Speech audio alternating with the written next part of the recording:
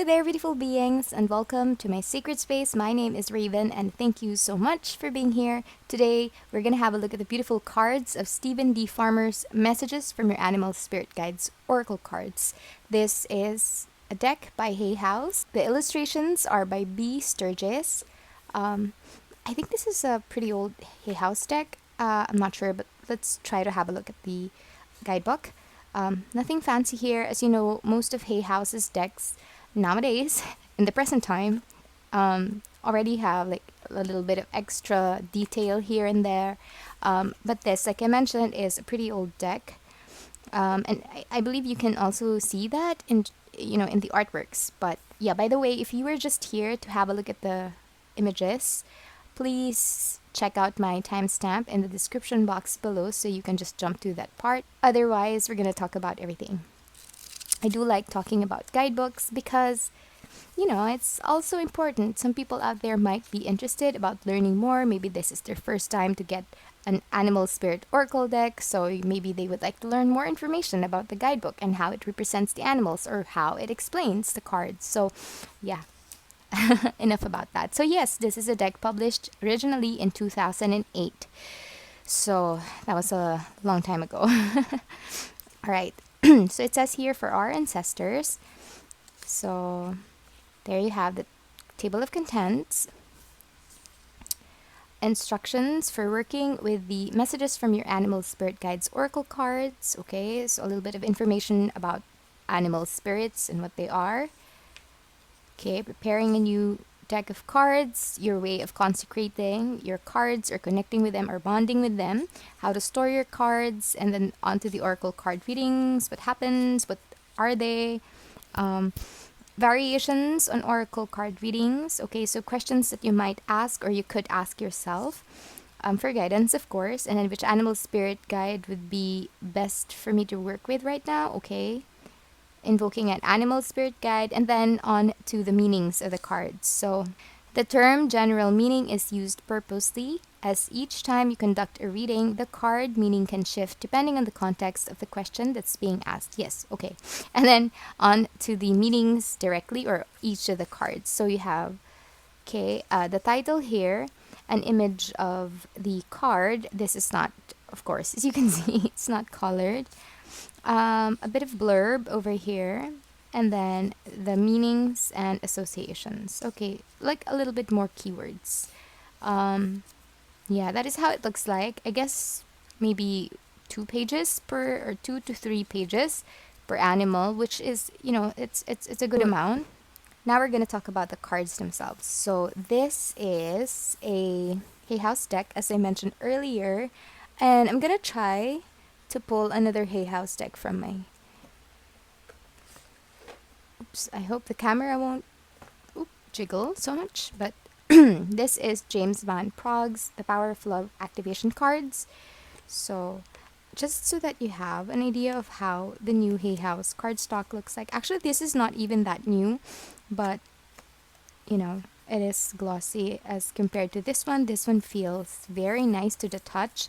Cardstock is thicker, substantially thicker than this one. I edged mine, so don't mind the green color. This is glossy, like I mentioned. This is matte. It feels very premium, thicker, nicer cardstock. This is actually better than the newer Hay House decks, but yeah, that's it. Just for comparison, because like I mentioned, this is an old deck. Of course, they are printing new ones, but I guess they stuck to the specifications of this deck, which is good because, I now have like a premium Hay House deck. So you also notice that it is of the same size. So this is your typical Hay House cardstock size. And in the back, you have this kind of like yellowish paper, like an old photograph, maybe an old paper, a newspaper, whatever, with some coffee stains and whatnot. And then you have the bird there, and that's about it. Nothing else. So here you would have borders. Now I know a lot of people, well, not all, but some people do not like borders.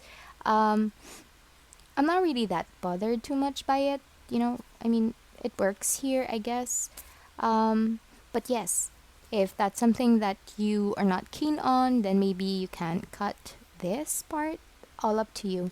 But you have at the bottom like the same blurb that was written on the guidebook. So, a lot more information than just putting, let's say, keywords and stuff. All right, so I'm going to shut up now and we're going to start the flip through.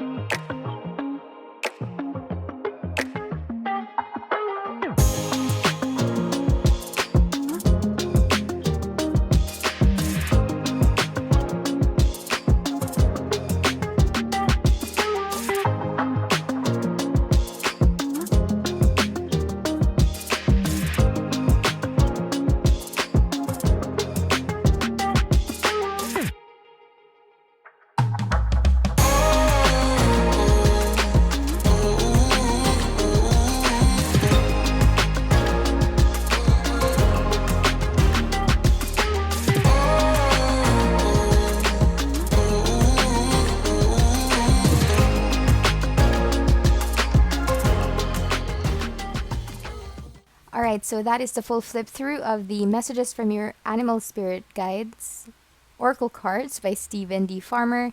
I think the images are very straightforward, very simple. The artwork is, it's nothing fancy. You have the image of the animal, a little bit of background, maybe like their natural habitat, a little bit abstract, I guess, in the design, in the actual background, but that's about it. And then what I really like about this deck, apart from the beautiful cardstock and the matte lamination, is the messages that you get.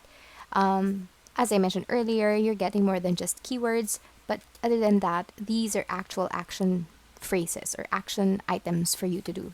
So for example, if you got the ladybug, it actually tells you what you need to do or what this time is about, or really just provides guidance. Like, for example, this is a time of good fortune and abundance, so be willing to receive all good things in your life. Very straightforward.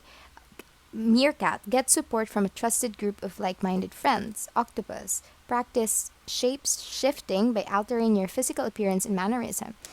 Penguin, the period of darkness that you've been experiencing is now passing. Do you know what I mean? Like, the messages, these are actual messages that, someone who is like a very learned spirit can give you, and you can readily apply it to your life. So, not just the keywords that you can, well, of course, that's actually good as well. Keywords, better than nothing. But I mean, with keywords, they're open to interpretation, whereas this deck actually provides what the messages are. And I think that's really cool, especially on days when you don't feel like really tuning in to get a message. Like, for example, maybe you are in the office and then you decide, hey, I need to know what's going to happen to my day, or maybe you're experiencing something and you just wanted to pull one card. This is the perfect deck for that because it really gives you the answers that you need to hear, or the answers that are most fitting to your situation. Do you know what I mean? So you saw me already shuffle the cards. I didn't want to stop talking because that happens a lot. Like, I would be saying something, I would do something else, I would get distracted, and then eventually I'll forget what I was saying. So yes, it's easy to shuffle as well. Oh, gosh darn it. I actually bent it a little bit too much. As you can see, this one has like some sort of crease already. That sucks. But things like that happen. Oh, it's clearer here. As you can see, I guess it's because of the thickness of the card. So while it is, it's a good cardstock, you shouldn't really bend it too much. I'm gonna show you exactly what happened. I'll probably mute out the cuss word that I said when it flew out of my hands. But it is easy to shuffle. Just be very, very careful. You can see that it's there. It's not part of the design, but it looks nice. It looks like the polar bear is actually on top of some ice that's cracked and all of that. So I think this works. But yeah, that's quite sad. This is really a new deck and I haven't used it. So I'm gonna try to shuffle again, but a little bit more careful this time, just for your benefit, so you can see again how it shuffles. Like I said, thicker cardstock, matte lamination. So just be careful when you riffle shuffle it. Monique actually mentioned that her deck that's similar to this one has some corrugation. Mine doesn't, but I'm okay with it. I mean, it's a beautiful card. See, now that will keep falling out. Let me see what the polar bear wants to say. Maybe there's something that I need to hear. Stand up for yourself and speak your truth respectfully and compassionately with no attachment to outcome. I think that's a very good advice, and it will fit anybody. But really, I mean, yeah, that sucks that I folded this. Alright, so by the way, forgot to mention the backing is not reversible. Maybe just close your eyes when you're shuffling the deck. But yes, that is it. Let me know which one is your favorite card in the deck, or if you already have this deck, what your thoughts are about this deck and how clumsy you think I am with how I shuffled the cards earlier. But that is it. Thank you so much for being here. I hope you enjoyed this video. I hope you learned something about this deck. If you're planning to purchase this deck, I hope this video will help you to decide whether you want to purchase it or hold off. Thank you again, and if you enjoyed this video, consider giving it a like, maybe subscribe to my channel for future videos like this. See you again soon.